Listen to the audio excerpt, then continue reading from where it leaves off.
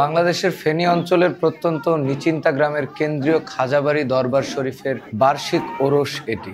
এই দরবার শরীফের আশেকানেরা চিশতিয়া তরিকার সাবেরি ধারার অনুসারী। এখানে যে জিকির হচ্ছে তাকে বলা হয় শামা জিকির। সুফি মতাদর্শের চিশতিয়া ধারায় এই ধরনের জিকিরের উপস্থিতি দেখতে পাওয়া যায়। শামা মূলত ইসলামের সুফি ঐতিহ্যের চিশতিয়া তরিকায় মুরাকাবার একটি পদ্ধতি। এখানে সঙ্গীত ও কবিতার মাধ্যমে খোদার প্রেমে নিমজ্জিত হন আশিকরা। চিশতিয়া তরিকার দরবারগুলোতে প্রায়ই দেখা যায় এই জিকির করতে করতে অজ্ঞান হয়ে গেছেন ভক্ত আশেকানরা। এই তরিকার প্রতিষ্ঠাতা ছিলেন 12 শতকের প্রখ্যাত সুফি খাজা মঈনুদ্দিন চিশতি, যিনি গরিবে নেওয়াজ নামে বেশি পরিচিত।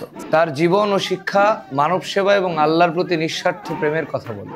শামা শব্দের অর্থ শোনা। এই শোনা শুধু কানে শোনা নয়, বরং হৃদয়ের গভীরতায় আল্লাহর বার্তা পৌঁছানো। শামায় সুরের তালে তালে ভক্তেরা আল্লাহর প্রতি তাদের ভালোবাসা প্রকাশ করতে থাকেন। এই অঞ্চলে শামার একটি নির্দিষ্ট কাঠামো রয়েছে।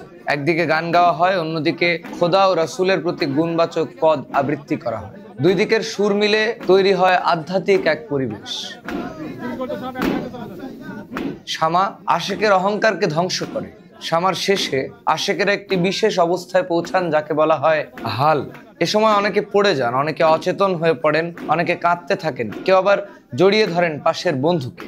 এই শামা শুধু ভারতীয় উপমহাদেশেই নয়, সারা বিশ্বে বহু অঞ্চলের কোটি মানুষের কাছে জনপ্রিয়।